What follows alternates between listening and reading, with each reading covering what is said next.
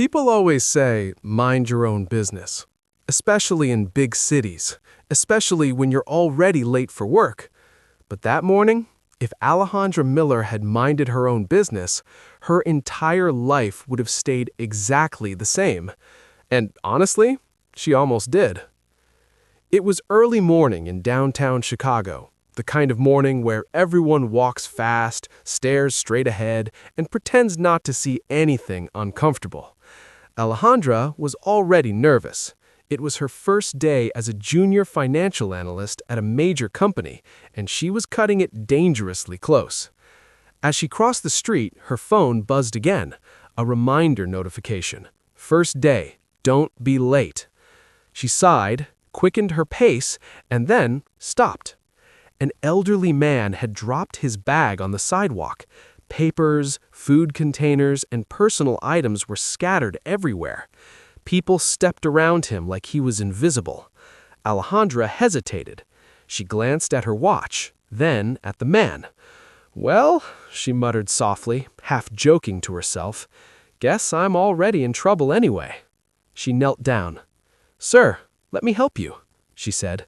The old man looked startled, almost embarrassed. "Oh, no, I don't want to bother you," he replied. "It's okay," Alejandra smiled. "Really." As they gathered the scattered items, she noticed his hands trembling slightly. His clothes were simple, clean but worn.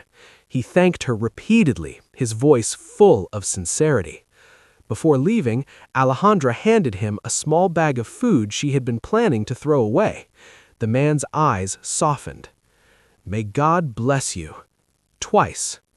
She waved politely and rushed off, not knowing that those words would echo back into her life far sooner than she could imagine.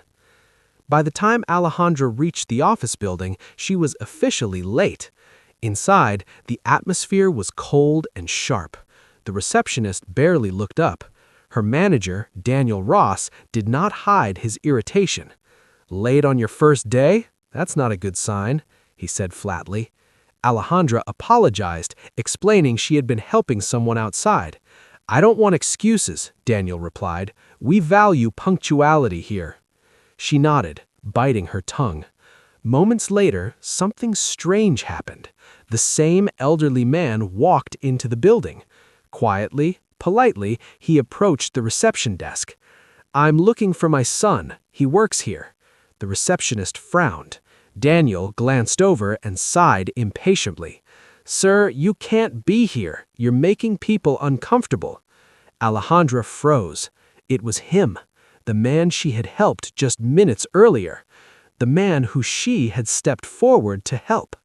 "I only want to see my son," the elderly man repeated gently. "What's his name?" Daniel asked skeptically. The man hesitated. "His name is Jose." Daniel scoffed. "There's no one like that waiting for you here. You need to leave." Alejandra felt something tighten in her chest. She watched as security was called. She watched the man's confusion turn into quiet shame, and she knew exactly what was coming next. This was the moment where most people look away. This was the moment where staying silent would be easier. Alejandra took a breath. "Wait," she said. Daniel turned toward her sharply. "This doesn't concern you." "Yes, it does," she replied. "He's just trying to see his son." Daniel's voice dropped. "If you get involved, you'll regret it." Alejandra looked at the elderly man, then back at her manager. "If humiliating someone is how this company operates, then maybe this isn't where I belong." The lobby went silent. Daniel stared at her in disbelief. "Fine," he snapped. "You're fired." Just like that. Outside the building, the elderly man was shaking. "They fired you because of me," he said, his voice breaking. Alejandra smiled sadly. Some things matter more than a job. They parted ways, neither of them knowing that the story was far from over.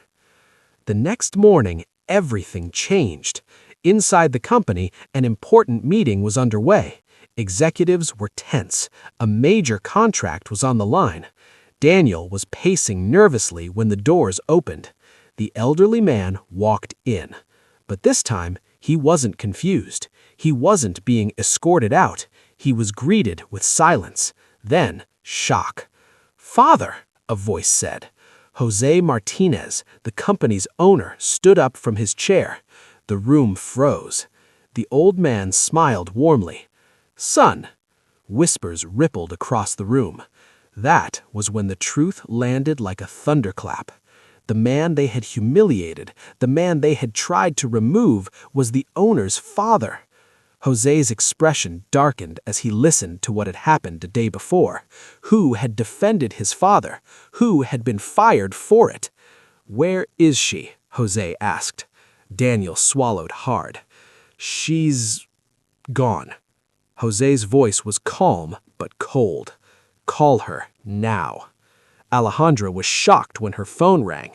By noon, she was back in the building. But this time, she walked through doors that felt entirely different. Jose stood and extended his hand. "Thank you," he said, "not as my employee, as a human being." Daniel was reassigned that same day, his authority stripped. Alejandra was offered her position back, with respect, but more importantly, with trust. As she left the office later that afternoon, the elderly man smiled at her. Kindness always finds its way back. Alejandra finally understood that one small decision, that one moment of humanity had quietly rewritten her entire future. And all because she stopped when everyone else walked away.